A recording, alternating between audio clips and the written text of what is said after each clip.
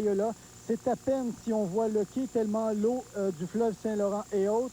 Habituellement, il devrait y avoir un niveau d'1,5 mètre entre le bord du quai et le niveau de l'eau. Alors, ce qui occasionne bien sûr des problèmes assez importants. Il pleut actuellement sur la région et je dois dire qu'il pleut assez abondamment. Alors, ce qui fait qu'on craint à ce moment-ci le pire. On craint bien sûr que les niveaux d'eau montent encore davantage. Ce qui risque à ce moment-là de compromettre, par exemple, les activités du traversier. Et si vous le voulez, on va entendre les commentaires là-dessus du capitaine du navire, M. Rosaire Barthes. Si l'eau montait encore d'un pied, là, on aurait de grandes difficultés. Même on suit l'évolution de l'eau, l'eau élevée, là, puis on s'organise en conséquence. Là. Mais avec un pied de plus, on aurait des difficultés. Peut-être qu'on serait obligé d'arrêter de traverser, le service de traversée.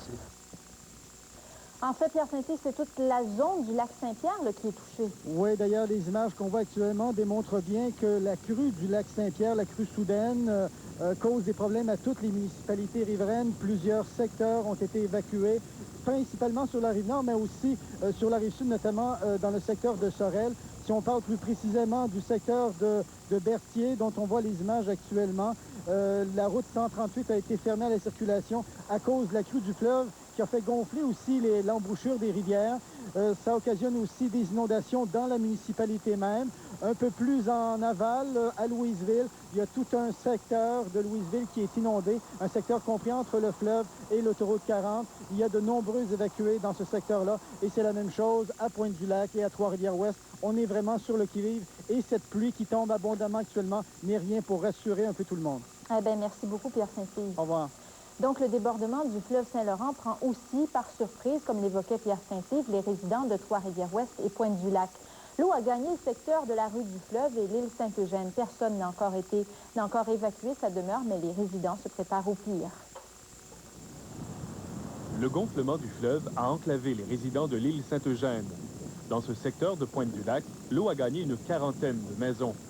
Ici, les débordements sont fréquents, mais jamais comme aujourd'hui. La dernière inondation aussi importante remonte à 1976. Les propriétaires s'en souviennent et se sont préparés en conséquence. Les plus prévoyants ont quitté l'île ce matin en s'assurant de pouvoir y revenir, peu importe l'importance de la crue des eaux. Ceux qui possèdent un véhicule utilitaire le partagent avec le voisinage. Je fais la navette, là, je transporte le monde qui veut sortir. Là. Ça, c'est assez haut, ce véhicule-là, fait que ça passe encore. Puis on a des bateaux de près là-bas, là, si ça fait pas, on va prendre les bateaux. Trois-Rivières-Ouest aussi est victime du fleuve. Plusieurs propriétaires sont prisonniers de leur demeure. Ici, dans le secteur de la rue du Fleuve, à Trois-Rivières-Ouest, le niveau du fleuve Saint-Laurent est très haut. Plusieurs résidences ont été inondées, mais rien à comparer aux inondations de 1976 où tout le secteur avait reçu de l'eau. Mais les résidents sont prudents et ont déjà fait provision de sacs de sable pour faire des digues. L'eau s'est infiltrée dans quelques sous-sols. La plupart des résidents demeurent libres de quitter ou non leur maison. La situation change rapidement. La pluie représente une possibilité d'aggravation, alors qu'une accalmie prolongée permettrait de mettre un terme au déluge. Serge Roux, TVA, Trois-Rivières-Ouest. Le lac Saint-Pierre sert en quelque sorte d'évacuateur du Saint-Laurent. En cas de gonflement, c'est par les basses terres du lac Saint-Pierre que s'échappe le trop-plein, ce qui explique évidemment pourquoi les conséquences apparaissent pires ici qu'ailleurs. Une augmentation du niveau du lac Saint-Pierre de quelques centimètres seulement peut faire avancer l'eau d'une vingtaine de mètres dans les terres. Voici ce que donne une augmentation de près de 2 mètres du niveau du fleuve. C'est même des niveaux d'eau qui sont près des extrêmes qu'on n'a jamais enregistrés dans cette région-là.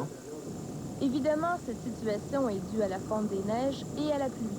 Mais il ne s'agit pas que d'un problème local. Le lac Saint-Pierre sert en quelque sorte de zone tampon à tous les affluents du Saint-Laurent. Et dans le moment, une cinquantaine d'entre eux sont gonflés à bloc. Toutes ces rivières-là, incluant la rivière Richelieu et aussi tout le système des Grands Lacs, c'est-à-dire tous les Grands Lacs qui s'écoulent par le port de Montréal et qui descendent vers le lac Saint-Pierre, toute cette eau-là qui était, eux, aux Grands Lacs, étaient dans une situation d'alerte, ce qui fait que toute cette eau-là s'est accumulée ici. Au cours des prochaines heures, on peut s'attendre à ce que le niveau du lac Saint-Pierre augmente encore d'une dizaine de centimètres. Il n'y aura toutefois pas de hausse subite et malheureusement, pas de baisse rapide non plus. Donc, les gens qui sont actuellement inondés et ceux qui pourraient l'être à court terme, peuvent s'attendre à endurer cette situation-là pendant plusieurs jours. Le sort des riverains du lac Saint-Pierre dépend maintenant des précipitations et surtout du débit des rivières en amont. Marie-Christine Saint-Pierre, TVA, à Trois-Rivières. Et puis Chantal Audet, il y a encore de la pluie au menu, n'est-ce pas? Oh oui, il y en a encore au menu. On devrait recevoir au cours de la journée de demain 22 mm de pluie. Jusqu'à présent, on estime qu'on a reçu environ une cinquantaine de millimètres de pluie. Si on regarde les prévisions à très long terme, ce que ça donne, vendredi, les précipitations devraient tomber sous forme de neige fondante, ce qui devrait limiter les dégâts à quelques endroits. Je vous reviens avec tous les détails de la météo à la fin du bulletin. À tout à l'heure. Eh bien, il y a aussi de la houle, cette fois du côté de la direction de l'usine Placeteco de Shawinigan. La direction a confirmé qu'elle avait un besoin pressant d'argent. C'est donc la course au financement ces jours-ci pour les propriétaires qui doivent trouver 15 millions pour sauver les 3 entreprises du groupe Globax. Chaque jour qui passe, sans nouvelles des fonds de solidarité de la FTQ et de la CSN accroît l'incertitude chez les travailleurs des usines du groupe Globax. C'est sûr que le monde sont quand même sur un qui-vive, point de vue, voir s'il n'y aura pas des mises à pied éventuellement, ou bien non, une fermeture d'usine. Mais moi, je peux rassurer le monde, je pense qu'on n'est pas parti de ce côté-là. À l'usine Placeteco, en l'espace de quelques mois, on est passé de 115 à 60 travailleurs. L'entreprise vit des moments difficiles, c'est la course au financement. Actuellement, M. Giguère est en train de mener tout le dossier du financement de l'entreprise. Avez-vous une idée du montant nécessaire? Si je parle pour Placeteco seulement, on parle d'un dossier d'environ entre 3 et 5 millions de dollars. Pour les usines de Trois-Rivières Technipint, Placeteco de Shawinigan et Polydesign de Sherbrooke, le montant nécessaire pour sauver les meubles est d'environ 15 millions de dollars. À l'été 1997, Globax a reçu une subvention de 2 millions de dollars pour la création de 200 emplois. De ce montant, seulement 440 000 ont été versés. On a retenu le reste, mais l'argent reste disponible au cas où il y aurait de la création d'emplois. Trois-Rivières Technipint a obtenu sa part de subventions elle aussi, notamment lors du démarrage en 1993 sous le règne des conservateurs. Eddie Verbeek, TVA, Shawinigan. Un complot visant l'assassinat d'un couple de personnes âgées de la région de Victoriaville a été déjoué de justesse par la police. 2 individus ont été arrêtés. Leur intention était d'éliminer les victimes pour mieux les voler. Stéphane Moret, 22 ans, et Patrick Coulombe, 21 ans, sans adresse connue, ont été formellement accusés de complot en vue de commettre un double meurtre et un vol qualifié chez leurs victimes, un homme et sa femme de 74 ans demeurant à Sainte-Élisabeth de Warwick. Les 2 accusés qui ont des relations avec les Evil One de Drummondville, un club de motards affilié aux Hells Angels, ont été arrêtés dans un centre d'hébergement de Victoriaville la nuit dernière. Ça devait se passer aujourd'hui, hier ou avant-hier. C'est l'arrestation mardi par la police de Magog de Marc Cadieux, 27 ans, relativement à un vol qualifié perpétré vendredi dernier au dépanneur de l'Est à Magog, qui a éventé le complot. Il semble que les suspects aient obtenu de l'information leur permettant de croire que l'homme en question aurait récemment leur vendu des biens et qu'il aurait été en possession de plusieurs milliers de dollars. Eh bien, les mêmes accusations de complot pour meurtre et complot pour vol qualifié à l'endroit du couple de Sainte-Élisabeth de Warwick ont été déposées contre Marc Cadieux, qui, lui, a comparu ce matin à Sherbrooke pour le vol perpétré à Magog. Maintenant, en ce qui concerne Moret et Coulombe, qui ont comparu aujourd'hui à Victoriaville devant un juge de paix, ils vont devoir revenir le 16 avril prochain devant un juge de la Cour supérieure. Ils restent incarcérés jusque-là. Marcel Gagnon, TVA, Victoriaville. La Sûreté du Québec s'est retirée la nuit dernière des secteurs de Pointe-du-Lac, Sainte-Marthe-du-Cap et Saint-Louis-de-France. Les polices de Trois-Rivières-Ouest et de Cap-de-la-Madeleine les remplacent. Une cérémonie a marqué l'événement aux frontières de Cap-de-la-Madeleine et de ses voisines. Les maires de Sainte-Marthe et de Saint-Louis-de-France sont symboliquement montés à bord d'une autopatrouille pour prendre la direction de leur territoire. 30e saison, ce soir, on a... Dominique Fournier dirige l'entreprise Adrénergie, spécialisée dans l'aventure douce, dont le kayak. Mon père s'appelle Armand Vaillancourt.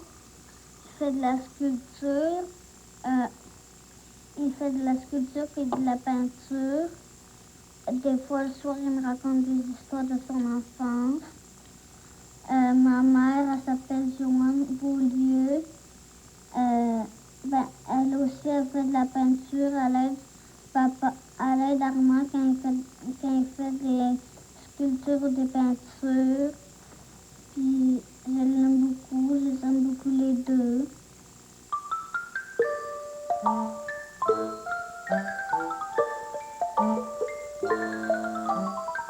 Ici, Télé-Québec.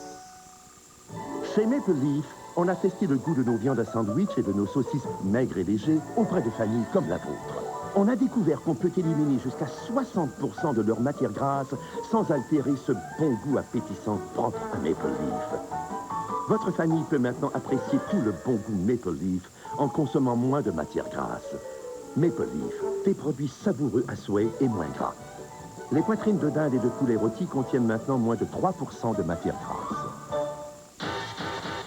Hey, il y a du nouveau cette année au Salon Pepsi Jeunesse, ça s'appelle les Super Week-ends. T'es entre 12 et 18 ans, tu peux pas manquer ça.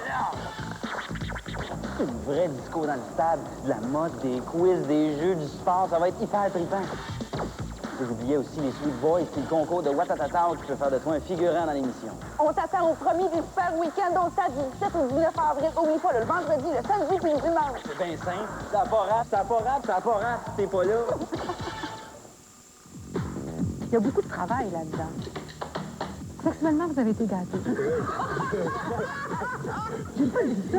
Il faut vraiment régler ce problème-là. Comment mangez-vous vos whippets? Lentamente, lentamente. Il n'y a rien de mieux qu'un homme marié. Ça ouvre les yeux. On peut dire qu'il fait une rentrée fracassante. On prend rendez-vous peut-être un jour pour une autre entrevue. Voyez Christiane Charrette en direct, lundi au vendredi 19h à Télé-Québec. Une vieille dame meurt ni vue ni connue sur une civière de l'urgence. Un garçon succombe à une péritonite non diagnostiquée. Ces histoires absurdes et tragiques, elles prennent beaucoup de place dans les médias.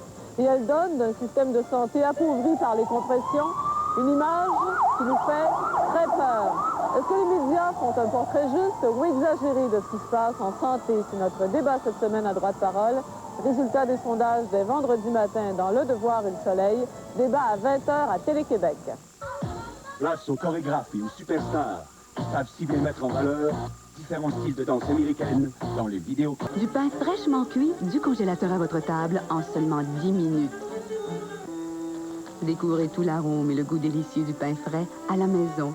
Vous trouverez le pain chaud et côté Dempster's au comptoir des surgelés. À vous de casser la croûte aussi souvent que vous le voudrez.